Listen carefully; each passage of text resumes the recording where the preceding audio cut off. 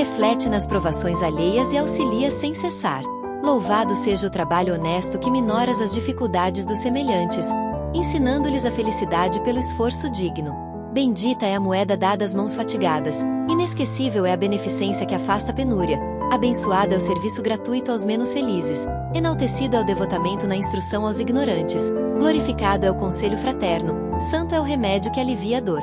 Inesquecíveis os investimentos no Instituto da Providência Divina, dinheiro, educação, roupa, leite, cobertor, consolo, solidariedade, pão. Jesus creditou como sublime o copo d'água dado em seu nome.